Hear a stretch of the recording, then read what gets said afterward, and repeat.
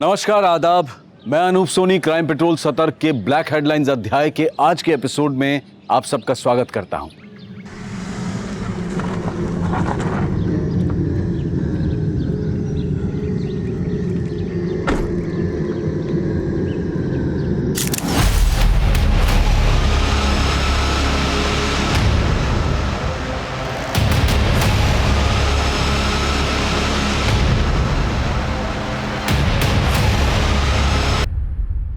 ये है हमारा मुरुड।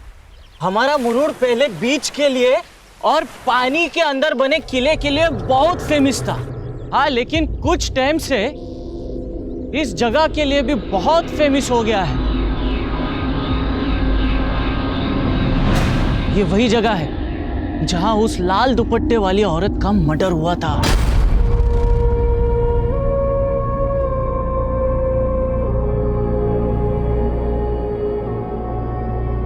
बहुत ट्रेजिक स्टोरी है उस औरत की। उसकी कहानी सुनोगे तो आपकी रूह कांप जाएगी। कहते हैं यहां किसी के इंतजार में वो औरत फोटो निकाल रही थी और फिर वो आया जिसका वो औरत इंतजार कर रही थी।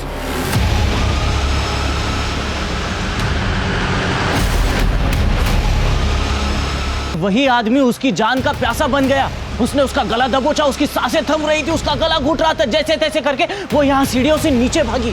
इन्हीं सीढ़ियों से वो औरत अपनी जान बचाते हुए भाग रही थी कि वो आदमी ने उसको धर दबोच के यहाँ पर लाया। यहीं पर उसके साथ जबरदस्ती की। वो चीखती रही, चिल्लाती रही। आज भी उसकी चीखें इन्हीं हवाओं में गूंज रही है। सुनाई दी? हाँ? दी सुनाई दी? No, this doesn't make any sense. क्यों फेंक रहे हो? इस तरह की तो कोई आवाजें नहीं सुनाई दे रही। सुनाई देगी साहब, सुनाई देगी। थोड़ा फील करेंगे ना तो सुनाई देगी। ये हमारे मनी साहब कभी झूठ नहीं बोलते, एकदम सच्ची घटना है ये। इधर आओ सर, इधर आओ। ये पेड़ देख रहे हो? बस इसी पेड़ पर उस औरत की लाश लटक रही थी। वो जगह और वो घटना जिसका जिक्र वो गाइड कर रहा था, वो उस क्षेत्र की एक चर्चित खबर थी। लोकल अखबारों में उसकी सुर्खियां भी छपी थी, जिसको कुछ लोकल गाइड टूरिस्ट को बड़ा चढ़ाकर बता रहे थे। लेकिन मामला संवेदनशील था। हमारे देश में जहां आए दिन रेप और मर्डर की घटनाएं होती रहती हैं, ऐसे में इन घटनाओं के क्राइम सीन को आवागमन और गाइडिंग का व्यवसाय बना देना सही नहीं था। इसलिए इस पर तुरंत रोक लगा दी गई। लेकिन जो हुआ था उसका असल सच क्या था? जो कुछ भी हुआ था वो महज 2 महीने पहले हुआ था, लेकिन वो क्यों हुआ था, कैसे हुआ था, उसकी हकीकत वाकई हैरत अंगेज थी।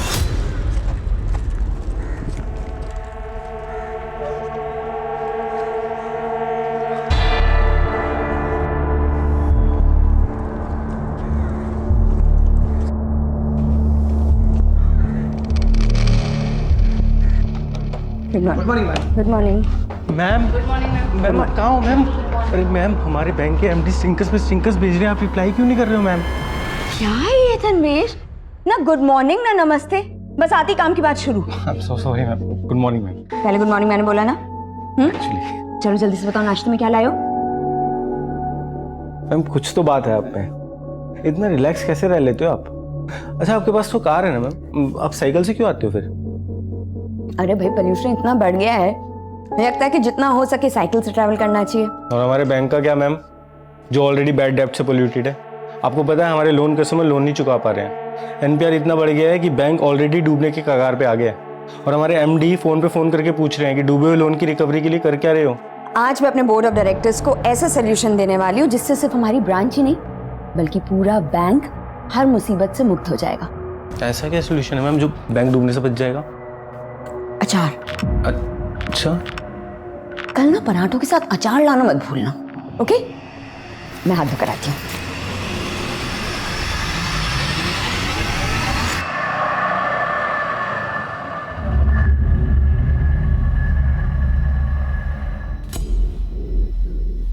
सर, ये मेरी साली है, राजेश्वरी सुड़े। ये यूनिटी बैंक ऑफ महाराष्ट्र में मैनेजर है। कल सुबह से ही राजेश्वरी का कुछ पता नहीं चल रहा सर। राजेश्वरी आपके साथ रहती है? नहीं सर, वो हमारे घर से थोड़ा दूर अकेले रहती है। कल सुबह वो हमारे घर आई थी, मगर उसके बाद से वो। गुड मॉर्निंग जीजू। Good morning, good morning. Good morning ताई। Good morning. अरे वाह रजी, आजकल फिटनेस पे बहुत ध्यान दे रही है। पर फिट रहने से क्या होगा, उम्र थोड़ी कम हो जाएगी। 34 की हो गई है, पता नहीं शादी कब करेगी। ताई फिर से वही बात, ये सब छोड़, 500 रुपए दे। क्यों, क्या हुआ? अरे वॉक पे निकली ना तो पर्स कैरी नहीं किया, अब सोच रही जाते हुए फ्रूट्स खरीद लूं। वो रोजाना ऑफिस के बाद हमारे घर आती है और डिनर करके ही जाती है, लेकिन कल शाम को वो घर नहीं आई और जब उसका फ़ोन ट्राई किया तो उसका फ़ोन भी बंद आ रहा है। हाँ सर, हमने कल बैंक में भी फ़ोन करके पता किया था, तो पता चला कि वो बैंक में भी नहीं आई थी और कल से ही उसके घर पे ताला भी लगा हुआ है। देखिए, ये भी तो हो सकता है कि राजेश्वरी आप पे किसी रिश्तेदार के यहाँ पे गई हो। आपने कुछ पता किया? सर, वो हमारे अलावा हमारी छोटी बहन के घर जाती है। मैंने उसको भी कॉल किया था पर वो वहाँ भी नहीं गई थी। हाँ योगी ताई। माऊ, राजी तेरे यहाँ आई है क्या? नहीं तो क्या हुआ ताई, आप ऐसे क्यों पूछ रहे हो? देखिए, राजेश्वरी एक वर्किंग वूमेन है, ये भी तो हो सकता है कि वो अपनी मर्जी से कहीं गई हो। पर सर उसका फ़ोन बंद आ रहा है। ठीक है, अभी आप थोड़ा वेट कीजिए, अगर कुछ नहीं पता चलता तो हम एक्शन लेते हैं।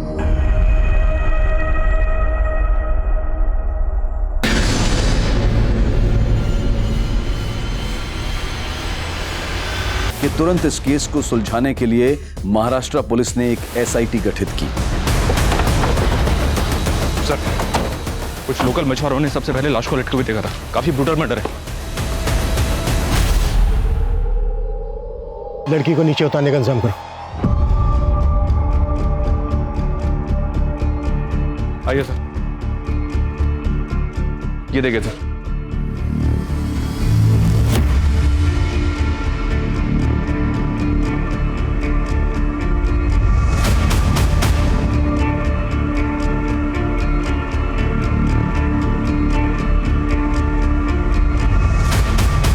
इस लड़की का रेप वहां ऊपर खंडर में किया गया होगा जहां पर हमें खून के धब्बे मिले।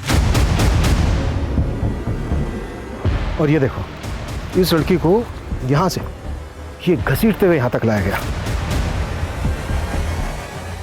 और फिर इसको ऊपर टांग दिया गया। रेप बहुत ही ब्रूटल है, ये किसी एक आदमी का काम नहीं लगता, एक से ज्यादा लोग रहे होंगे। और जो लड़की की हालत है उससे तो यही लग रहा है कि कातिल बहुत ही बेखौफ होंगे। Right sir. सर, ऊपर जो एक कैमरा मिला है इसके अंदर कुछ फोटोग्राफ्स हैं, ये देखिए। खंडर की फोटोग्राफ्स हैं, आसपास के इलाके की फोटोग्राफ्स हैं। हो सकता है ये लड़की कोई टूरिस्ट हो।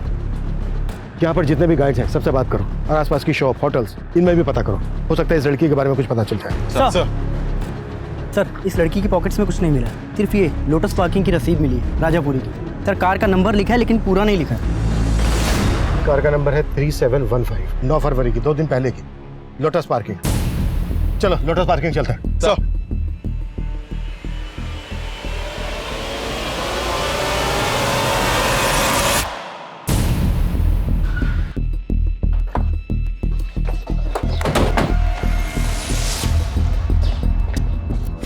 नमस्ते साहब। ये देखो साहब, जल्दी जल्दी मैं बस गाड़ी के आखिरी 4 नंबर लिखता हूँ और उनको रसीद दे देता हूँ। उसके बाद उसकी सारी डिटेल इस रजिस्टर में लिखता हूँ। मैं बताता हूँ साहब। साहब, XX 3715 साहब, ये 9 फरवरी को यहाँ पे आई थी 2:15 पे।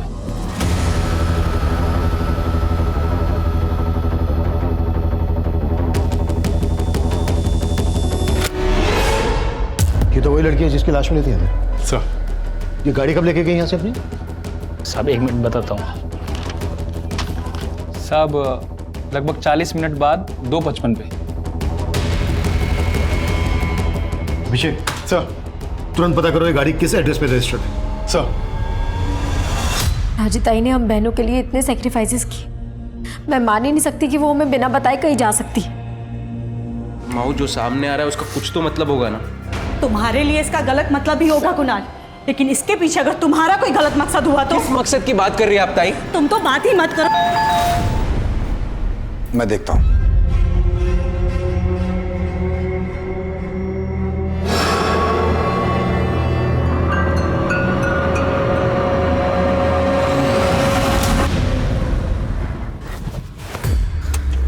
अरे वाह, तो बहुत से गाड़ी दौड़ाने लग गई। पर अफसरों की गाड़ियां कब तक दौड़ाएगी?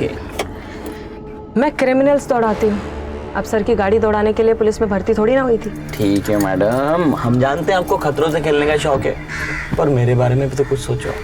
तेरे बारे में ही तो सोच रही हूँ, इसीलिए तो तुझे ये टेम्पो लेकर दिया है। अच्छा, अब मुझ पे ध्यान देना बंद कर और कमाई पर ध्यान दे। चल मैं निकलती हूँ। Okay madam.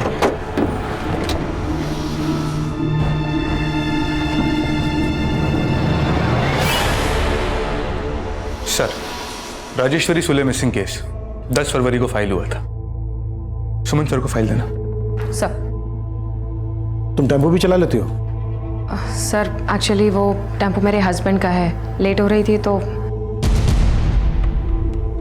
Mahesh, Rajeshwari murder case में तुम्हारी इन्वेस्टिगेशन कहां तक पहुंची? सर, केस फाइल होने के ठीक बाद ही राजेश्वरी की छोटी बहन को उसका एक मैसेज आया था। सर मैसेज में लिखा था कि राजेश्वरी मुंबई में ही है और कांटेक्ट करेगी कुछ दिनों में। सर, लेकिन राजेश्वरी का फोन लगातार बंद आ रहा था। सिर्फ एक मैसेज करने के लिए वो अपना फोन ऑन करे, ये बात कुछ समझ में नहीं आई, इसलिए हमने उसे घर में भी छानबीन की।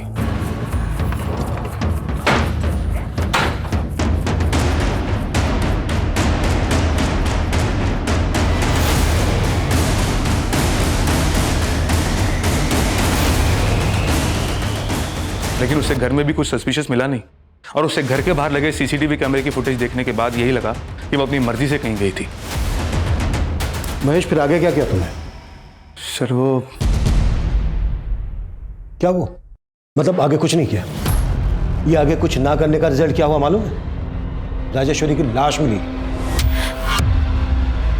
अब यहाँ आए बंदी बंद करो और राजेश्वरी की फैमिली को बनाओ शनाख्त के लिए।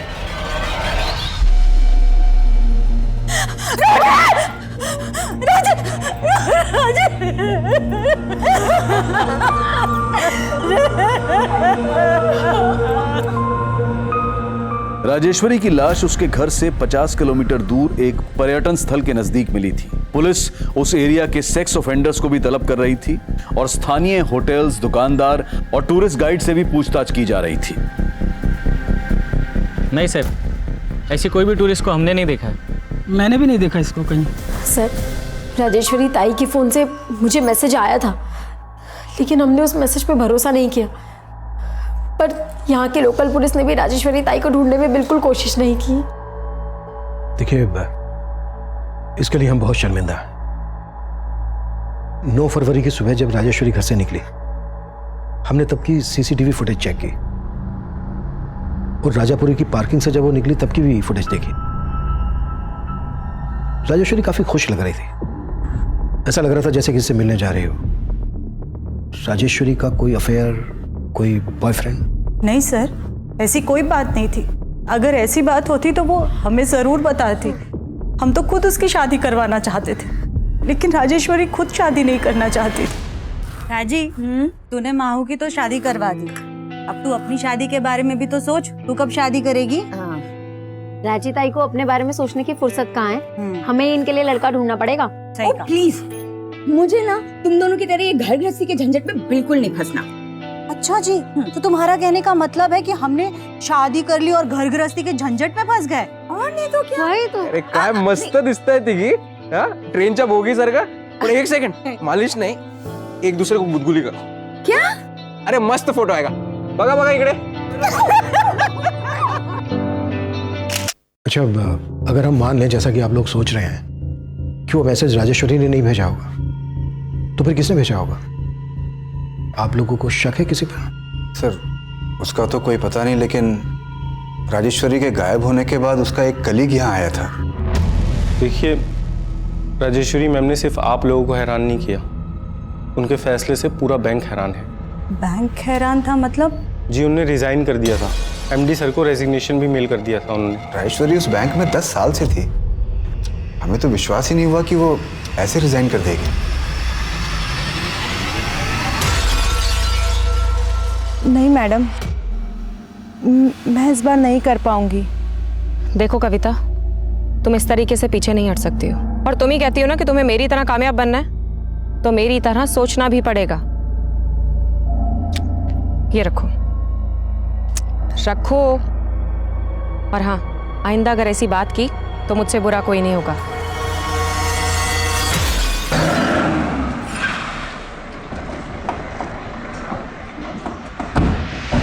सर आप गलत समझ रहे हैं सर। राजेश्वरी मैम के गायब होने से पहले ही उन्होंने रिजाइन कर दिया था 8 फरवरी की शाम को।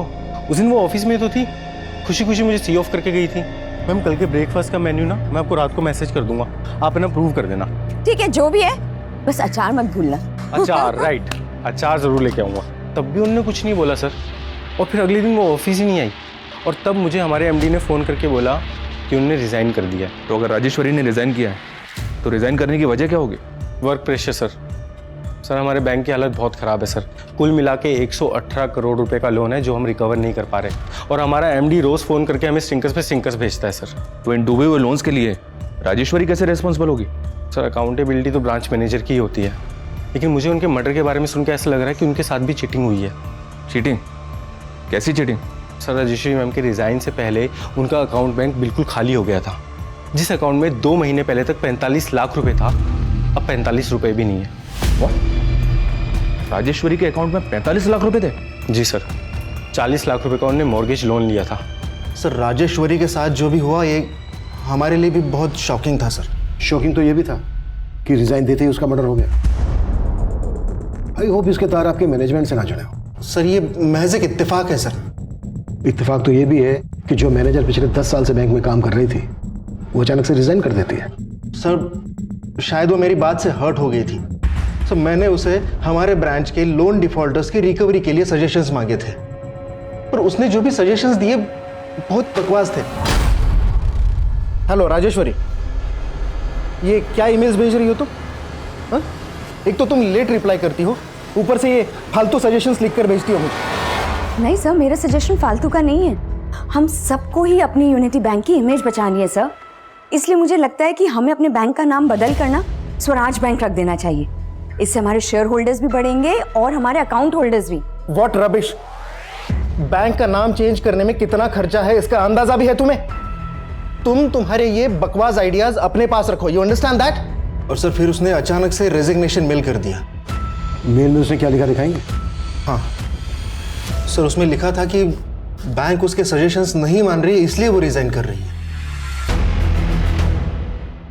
राजेश्वरी के रेजिग्नेशन मेल का कंटेंट उसके एटीट्यूड का एक अनोखा पहलू रख रहा था, लेकिन ये मेल, ये मैसेजेस राजेश्वरी ने ही भेजे हैं, इसकी जांच हो रही थी। और पिछले 2 महीने में राजेश्वरी अपने अकाउंट से 45 लाख रुपए निकाल चुकी थी। और चौंकाने वाली बात यह थी कि जिस घर को गिरवी रखकर राजेश्वरी ने 40 लाख का लोन लिया था, वो घर राजेश्वरी और उसकी बहन दोनों की पैतृक संपत्ति थी। लेकिन मौजूदा वक्त में वो घर राजेश्वरी के नाम था, जो इस केस में जायदाद में विवाद होने का अंदेशा भी दे रहा था। नहीं सर, हम बहनों के बीच में कभी कोई विवाद नहीं था। तो घर अकेले राजेश्वरी के नाम कैसे हुआ? क्योंकि राजेश्वरी ताई ऐसा चाहती थी कि हम वो घर उनके नाम कर दें। ताई देख, मैं जानती हूँ कि उस घर पे तुम दोनों का बराबर का हिस्सा है, पर अभी ना मैं तुम दोनों को 5-5 लाख रुपए दे रही हूँ। थोड़ा टाइम दो ताई, बाकी के पैसे भी दे दूंगी। बात पैसों की नहीं है राजी, लेकिन तुझे अचानक से घर अपने नाम क्यों चाहिए?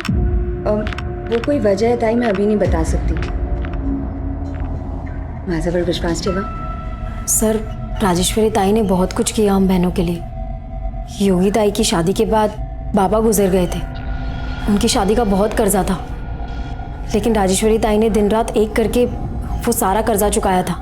बचपन से ही मेरी छोटी बहन महेश्वरी का पैर खराब था, इसलिए खुद मुझली राजेश्वरी ने शादी ना करके पहले महेश्वरी की शादी करवाई। उनकी बहुत एहसान है हम बहनों पर, इसलिए बिना कोई सवाल किए हमने वो घर उनके नाम कर दिया था। और सर बदले में राजेश्वरी हमको 5-5 लाख रुपए दे रही थी, लेकिन हमने उससे वो भी नहीं लिए। उसने घर अपने नाम करवाते ही 40 लाख रुपए का मॉर्गेज लोन लिया था।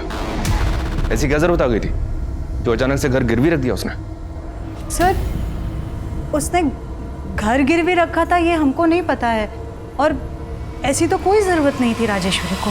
सर हमें बिल्कुल भी अंदाज़ा नहीं है कि राजेश्वरी ताई ने घर गिरवी रखकर 40 लाख रुपए का लोन लिया होगा। पर सच है, पता किया हमने, और राजेश्वरी ने अपने बैंक से तुम्हारे पति को 2 करोड़ का लोन दिलवाया था,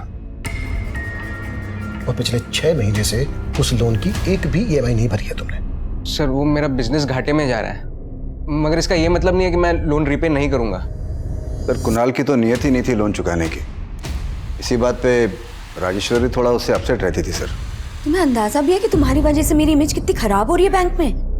कोशिश कर रहा हूँ ना, कोई कोशिश नहीं कर रहे हो तुम। देखो मैं बोल रही हूँ, अगर तुमने लोन पे नहीं किया ना तो बहुत स्ट्रॉन्ग केस बनाऊंगी तुम्हारे खिलाफ। और सर उस दिन के बाद से राजेश्वरी ने कुणाल से बात करना भी बंद कर दिया था। सर आप बेकार शक कर रहे हैं। इन सारी बातों का राजेश्वरी के मर्डर से कोई लेना देना नहीं है। सर क्या हुआ संतोष? सुमन कहाँ है सर? सुमन तो अभी तक नहीं है जॉब पे। सर क्या बात कर रहे हैं, वो कल रात से नाइट ड्यूटी से घर नहीं पहुंची है। कल कोई नाइट ड्यूटी नहीं थी सुमन की, और रात को 10 बजे चली गई थी।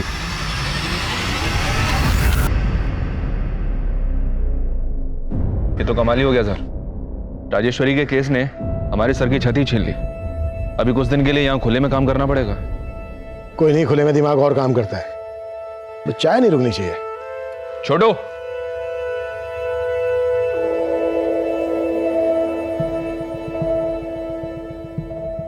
₹40 लाख के लिए अपना मकान गिरवे रखना और गायब होने से पहले अपना बैंक अकाउंट खाली कर देना। और राजेश्वरी आखिरी बार जब अपनी बड़ी बहन से मिली थी तो 2000 रुपए उधार लेकर गई थी। ये सब छोड़, 500 रुपए दे। क्यों, क्या हुआ? अरे वॉक पे निकली ना तो पर्स कैरी नहीं किया, अब सोचू जाते हुए फ्रूट्स खरीद लूं। 500 छुट्टे तो नहीं है, 2000। कोई बात नहीं जीजू, 2000 दे दो। उस वक्त तक उसका बैंक अकाउंट खाली हो चुका था। ऐसा लग रहा है जैसे उसको कोई ब्लैकमेल कर रहा था। धीरे धीरे उसको कंगाल किया और उसके बाद रेप करके उसका मर्डर करके फेंक दिया उसको। और क्राइम ऐसी जगह पर गया कि जैसे लगे कि किन्हीं रैंडम ऑफेंडर्स का काम है। लेकिन सर राजेश्वरी के कॉलिंग कोर्स में कुछ भी शक करने जैसा मिल नहीं रहा है। राजेश्वरी की जिंदगी तो संदेहों से भरी पड़ी है। उसकी गाड़ी नहीं मिली अभी तक। उसकी गाड़ी ढूंढने पर जोर दो, शायद उससे हमें कोई लीड मिल जाए। और राजेश्वरी की दोनों बहनों और उसके दोनों जीजाओं को खंगालो। राजेश्वरी के घर की भी अच्छे से तलाशी लेनी होगी। सर इंस्पेक्टर महेश की टीम की एसआई सुमन अचानक से कहीं गायब हो गई सर। व्हाट? महेश और उसकी टीम ने राजेश्वरी को ढूंढने की कोशिश ही नहीं की, और अब जब से हम इस केस पर आए हैं उनकी टीम की एसआई सुमन गायब हो गई। माजरा क्या है ये? वॉचमैन दरवाजा खोलो, ब्रेक खत्म हुआ। वॉचमैन बंद करो उसको। गाइस हमारा ये लंच ब्रेक है ना, परमानेंट ब्रेक बन गया है। हमारा बैंक गवर्नमेंट ने टेक ओवर कर लिया है। हमारे एटीएम, ऑनलाइन ट्रांसफर सब सीज हो चुके हैं। अभी हजार रुपए निकालने के लिए बाहर हजारों की लाइन लगेगी। हमारी वाट लगने वाली है। ये केस कई उतार चढ़ाव देख रहा था और चौंकाने वाला पहलू एएसआई सुमन का गायब होना था। एसआईटी इस केस पर भी नजर बनाए हुए थी और राजेश्वरी से जुड़े लोगों पर भी नजर रखी जा रही थी। वहीं राजेश्वरी की कार के तलाश के साथ साथ उसके घर में भी उसके कातिल तक पहुंचने के सुराग ढूंढे जा रहे थे।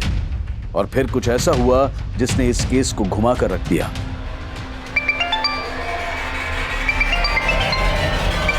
हाँ बोलो।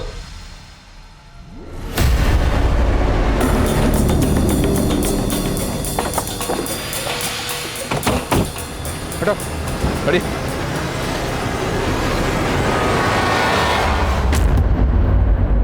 राजेश्वरी की कार में एएसआई सुमन की लाश। लगता है सुमन के साथ भी ब्रूटल रेप किया गया है। राजेश्वरी को रेप करके पेड़ से लटका दिया गया और अब राजेश्वरी की कार में हमें एएसआई सुमन की लाश मिलती है। अब तक हम ये मानकर चल रहे थे कि किलर ने ही राजेश्वरी की कार को गायब किया होगा। तो क्या जो राजेश्वरी का कातिल है उसी ने सुमन को भी?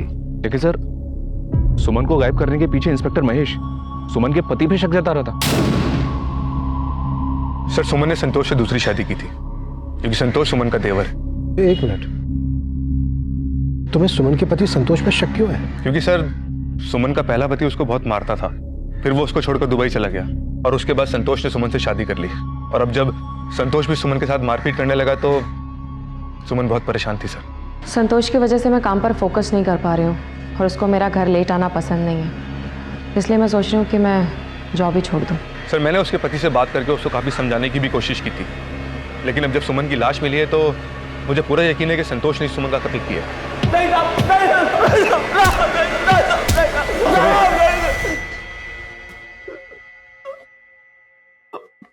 मैं किसी राजेश्वरी को नहीं जानता था, मैंने कुछ नहीं किया। सिर्फ राजेश्वरी नहीं बल्कि तूने सुमन को भी रेप करके मार डाला। नहीं साहब, मैं तो सुमन को प्यार करता था साहब। प्यार नहीं करता था, मारपीट करता था उसके साथ। तो तेरा बड़ा भाई भी यही करता था ना? मैं अपने बड़े भाई जैसा नहीं था साहब। मैंने तो सुमन को जल्लाद से बचाया था। उन्होंने सुमन की जिंदगी बर्बाद करके रख दी थी, बिल्कुल नरक की तरह। ऊपर से उसको छोड़ के दुबई चला गया, उधर उसने दूसरी शादी बना ली। सुमन के तो माँ बाप भी नहीं थे साहब। मुझे सुमन से हमदर्दी थी, इसलिए मैंने उससे शादी कर ली। शादी के बाद मैंने उसका पढ़ाई भी पूरा कराया, फिर वो पुलिस में भर्ती हो गई। सुमन खुद बोलती थी कि मैंने उसकी जिंदगी बनाई, अब भला मैं उसकी जिंदगी काय को छीनूंगा साहब। उल्टा वो सब इंस्पेक्टर महेश ने मेरी सुमन को मुझसे छीना है। ये सब इंस्पेक्टर महेश ने? हाँ साहब, वो आए दिन सुमन को अपने घर ले जाता था रात को। वो बेचारी मुझे बता भी नहीं पाती थी साहब, पर मैंने बाद में पता कर लिया। कहाँ थी तू? कहाँ थी मतलब? जॉब से आ रही हूँ। अच्छा, झूठ बोल रही है मुझसे? हाँ, मैंने तुझे उस सब इंस्पेक्टर के साथ जाते हुए देख लिया था। तेरा चक्कर चल रहा ना उसके साथ। तुम गलत समझ रहे हो संतोष। अच्छा, तो क्या काम था इतनी रात को वहां पर? हाँ, क्या बताऊं संतोष, वो कमीना मेरे साथ जबरदस्ती कहता है कि उसकी बात नहीं मानूंगी तो सस्पेंड कर देगा मुझे। मेरा काम छूट गया था साहब। सुमन ने मेरे को टेम्पो लेके दिया, कर्जा लेके, पर मेरे को नहीं मालूम था साहब कि वो घर चलाने के लिए उसकी जुर्म सह रही थी। देखिए सर, मैं मानता हूँ कि सुमन और मैं एक कलीग से कुछ ज़्यादा ही थे। दरअसल बात यह है कि सुमन अपने पति से काफ़ी तंग आ गई थी और यही कारण है कि हम दोनों करीब आ गए थे। संतोष को हम पर शक होने लग गया है। तुम संतोष से इतना घबराते क्यों? डिवोर्स दे दो ना उसको।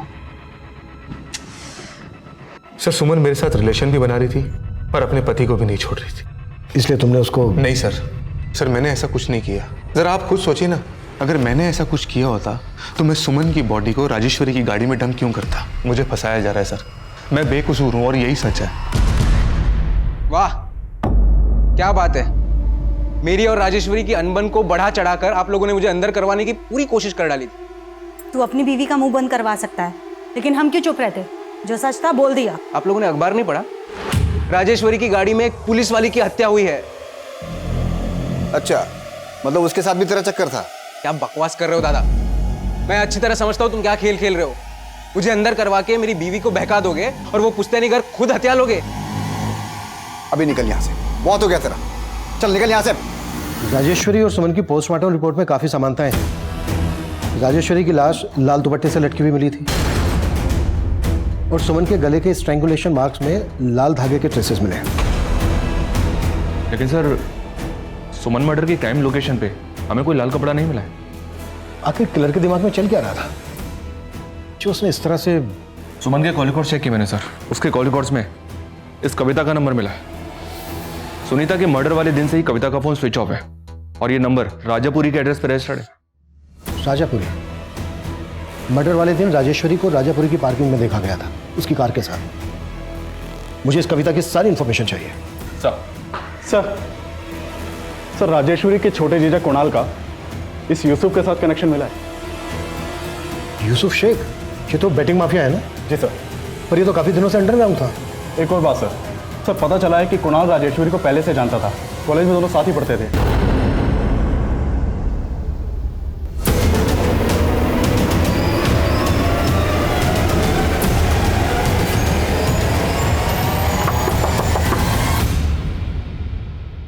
कविता यही रहती है? जी साहब, कविता मेरी छोटी बहन है। कहाँ है वो? साहब मुझे नहीं पता, मैं खुद परेशान हूं उसके लिए। उसका फोन भी बंद आ रहा है साहब। अभी मेरी बात ध्यान से सुनो। ये ऐसा ही लेडी सुमन का मर्डर हो गया और कविता सुमन को कॉल करती थी। अगर हमसे कुछ भी छुपाया ना तो साहब मैं कुछ नहीं छुपाऊंगा, बल्कि मैं ये भी बता देता हूं जो कविता ने मुझे किसी को कहने मना किया था।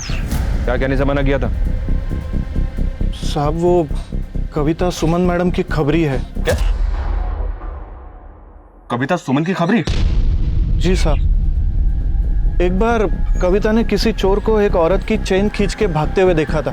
कविता ने उसे पकड़ लिया। उसी दौरान सुमन मैडम की और कविता की मुलाकात हुई।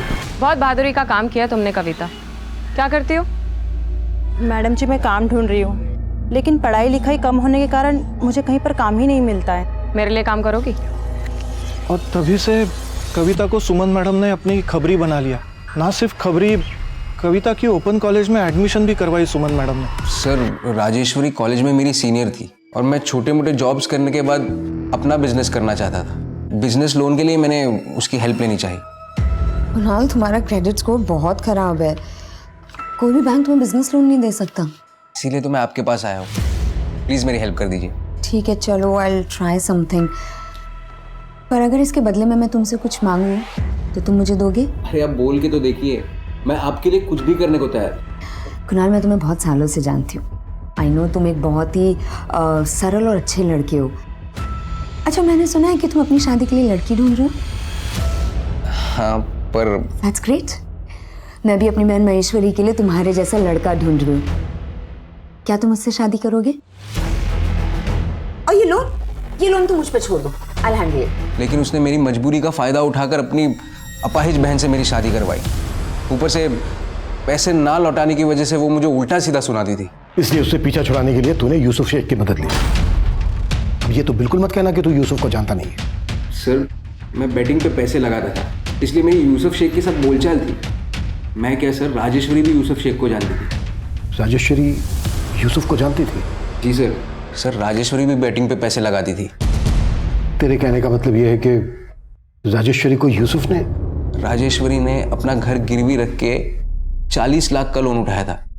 पक्का उसको यूसुफ को कोई मोटी रकम देनी थी, जिसका यूसुफ ने राजेश्वरी से बदला लिया।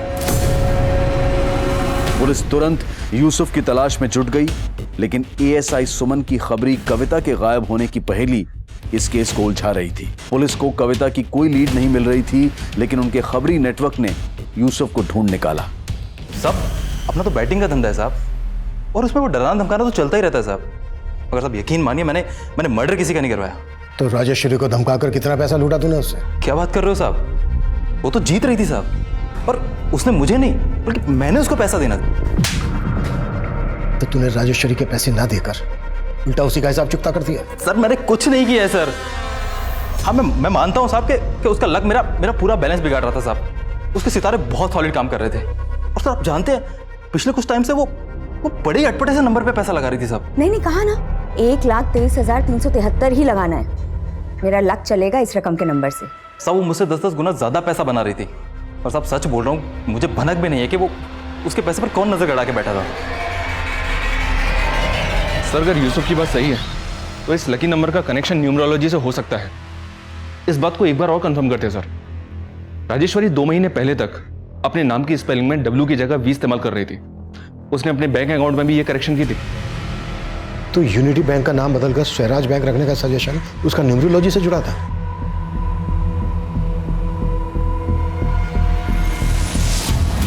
विजय, राजेश्वरी के घर में मैंने एक न्यूमरोलॉजी की किताब देखी थी, वो किताब मंगवाओ, शायद उससे हमें कुछ मिल जाए। सर,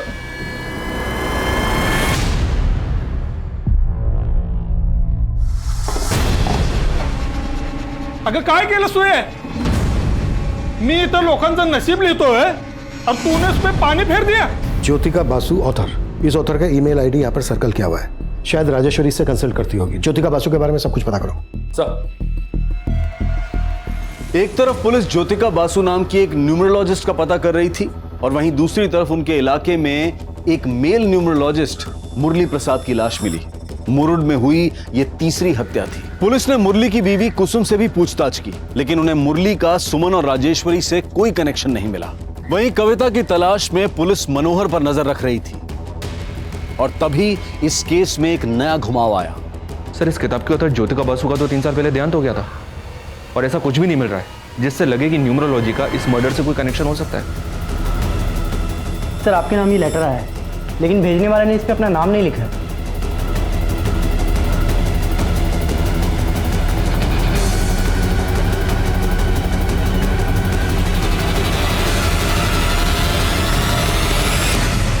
चौंकिए मत, मैं ज्योतिका बसु। राजेश्वरी, सुमन और मुरली की पुंगी मैंने ही बजाई, और 3 मार्च को आपके मुरुड में एक और शहनाई बजाने वाली हूँ। रोक सको तो रोक लो। लेकिन सर, ये ज्योतिका बासु कैसे हो सकती है? कहीं ये कविता तो नहीं जो हमें चैलेंज दे रही है? अगर ये कविता है तो इसके साथ कोई मर्द भी इन्वॉल्व होगा, क्योंकि दो औरतों का रेप हुआ है। हम इसके चैलेंज को लाइटली नहीं ले सकते। अपनी पूरी टीम को अलर्ट कर दो, ये लोग कुछ भी कर सकते हैं। मूव।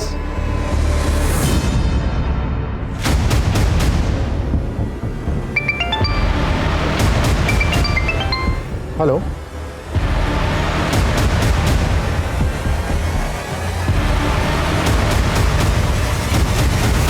देखना कोई डेड बॉडी के पास ना आए। आइए सर, ये देखिए एक और डेड बॉडी मिली है। ये चौथी हत्या किसी साइको सीरियल किलर का इंडिकेशन दे रही थी। पुलिस मान रही थी कि उस पेन ड्राइव से भेजी गई चेतावनी कविता की रिकॉर्डेड वॉइस होगी, लेकिन वो कविता की आवाज नहीं थी। कविता के गायब होने के रहस्य और भी गहरे होते जा रहे थे और वो धमकी भरी ऑडियो क्लिप भेजने वाले के बारे में भी कोई लीड नहीं मिल रही थी। मीडिया पुलिस की निंदा कर रही थी और हत्याओं की खबरों को बढ़ा चढ़ाकर छाप रही थी, जिसका नतीजा ये था कि मुरूर में आने वाले सैलानी भी क्राइम सीन देखने जाने लगे, जिसने पुलिस की मुसीबतें और बढ़ा दी। उसी लाल दुपट्टे से उस औरत की लाश यहाँ पर झूल रही थी। पुलिस को भी कुछ पता नहीं चला। चल रहा है? हाँ, लेकिन जब चल रहे थे? आओ काय नहीं साहब, और टूरिस्ट लोग का जरा ये लोकेशन जगह दिखने का था ना। तू कुछ भी बोल के इनको घुमाएगा? हाँ, ज्यादा शाणा बन रहा है। देख तेरा लाइसेंस कैंसिल करवा दूंगा मैं। आओ ऐका ना साहब, मी काय म्हणतो। चल, ए उसको ले, उसको ले। आप लोग भी चलिए। अब इस मर्डर की कहानी ना पुलिस स्टेशन में बताना, समझा? चल काय साहब, हम लोग किधर कुछ बोलते हो तो अखबार में छप के आता है। ये टूरिस्ट लोग इधर आने का जिद करता है, इसके लिए करना, पेट के लिए करना पड़ता है साहब। साहब जाने दीजिए ना साहब, आगे से ऐसी गलती नहीं होगी साहब, जाने दीजिए। हो साहेब, सोडून द्या। बघा आता सोडतोय, नेक्स्ट टाइम नाही चालणार। हो चल। हाँ बोलो।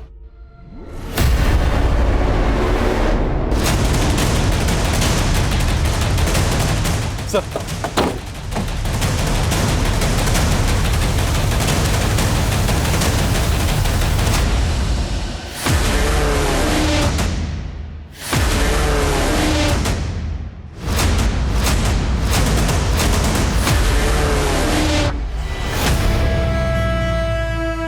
सर एक मछुआरे ने इस लड़की की लाश देखी थी। हमने लाश के आसपास सर्च किया तो एक कविता की आईडी मिली। लाश का चेहरा पहचानना काफी मुश्किल है सर। कहीं ये कविता की कोई नई चाल तो नहीं? अगर कविता जिंदा है तो अभी तक मिली क्यों नहीं है? और अगर ये कविता नहीं है तो फिर किस लड़की की लाश है? सर हम उसके भाई मनोहर पे लगातार नजर बनाए हुए हैं और ऐसा लग रहा है कि वो काफी चौकन्ना है। मुझे 5 मर्डर हो गए हैं, अब नजर मत बनाओ, हाथ उठाओ। Right sir.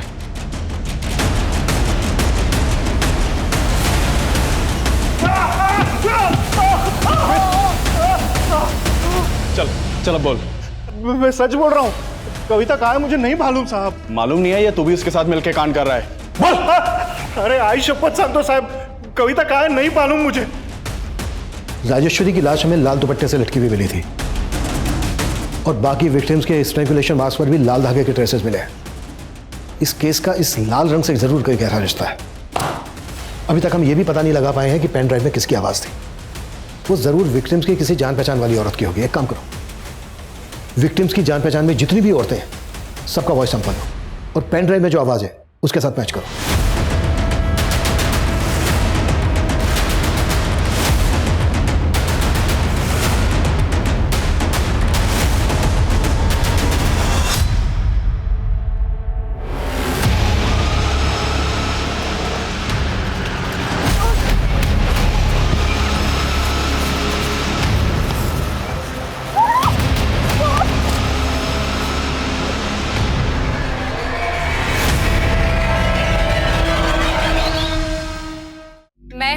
ज्योतिका बसु, राजेश्वरी, सुमन और मुरली की पुंगी मैंने ही बजाई।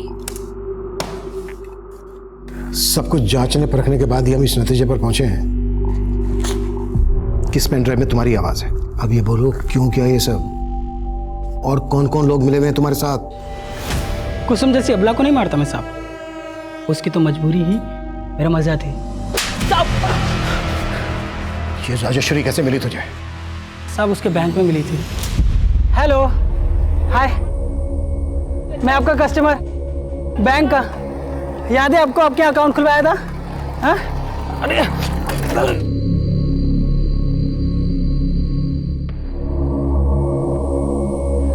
आप ठीक है ना? Thank you. हंसी तो फंसी और साहब ऐसी फंसी ना कि मेरी हर बात मानने लगी।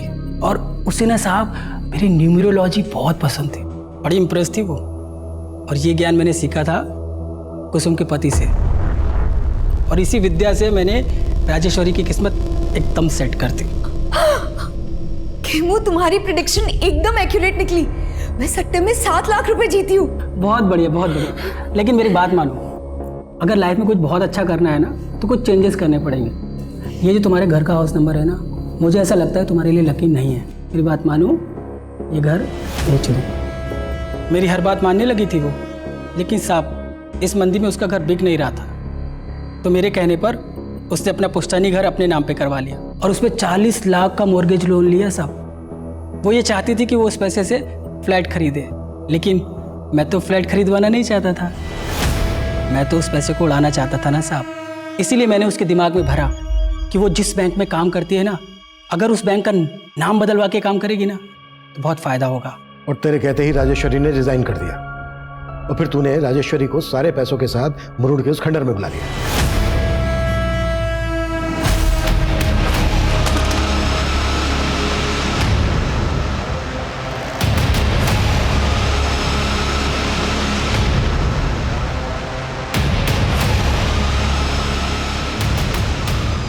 फिर मैंने राजेश्वरी के मोबाइल से उसकी छोटी बहन महेश्वरी को मैसेज किया। आप लोग तो जी जान से केस में लगे हुए थे, पर मैं भी चौकन्ना था, और वो खबरी दुगनी चौकन्नी। मैंने देखा वो लड़की राजेश्वरी की कार का फोटो सबको दिखा रही है, मुझे भी दिखाया। मैं अलर्ट हो गया, मैंने उसका पीछा किया और मौका मिलते ही खोपचे में ले लिया। कविता का कॉल पाते ही सुमन राजेश्वरी की कार के पास आ गई, और जब उसे कविता नहीं मिली तो उसने कविता को फ़ोन किया, और तब मैं वहां पहुंच गया। हेलो मैडम, आपकी कविता तो अब रही नहीं। कौन हो तुम? और आप भी अब कहीं की नहीं रहोगे।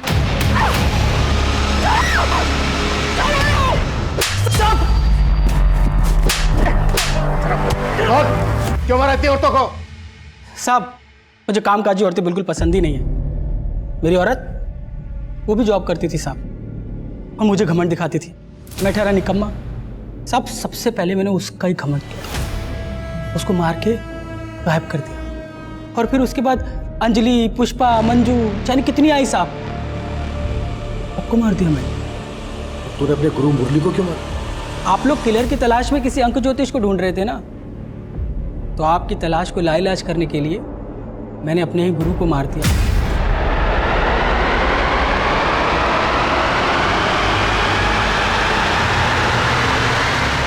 और फिर आप सबको गुमराह करने के लिए मैंने कुसुम को अपने इशारे पर नचाया। चौंकिए मत, मैं ज्योतिका बसु। राजेश्वरी, सुमन और मुरली की पुंगी मैंने ही बजाई।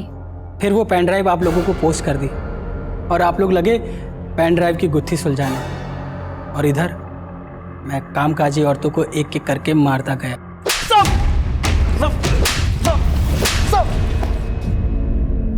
तू जो एक कामकाजी कर रहा है ना, अगर सारी कामकाजी औरतें अपना काम छोड़ दे तो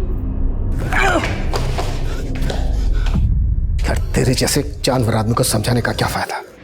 अभिषेक अब जरा इसे अपना कामकाज दिखाओ।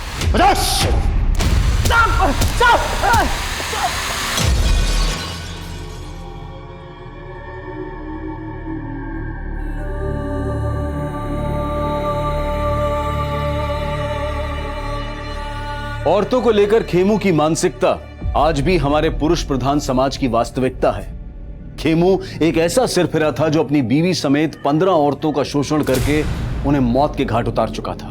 खेमू की गिरफ्तारी से हत्या और रेप के कई अनसुलझे केस सुलझ गए जो काफी अरसे से बैकलॉग में थे। कोरोना वायरस से बचाव के लिए सरकार और प्रशासन ने कई कदम उठाए हैं। ये जरूरी है कि हम उनके द्वारा दिए गए निर्देशों का सही तरह से पालन करें, अफवाहों पर विश्वास न करें, डर का माहौल न बनने दें। हमें पूरा विश्वास है कि हम सब एक साथ मिलकर इस आपदा को जड़ से मिटाने में सफल होंगे।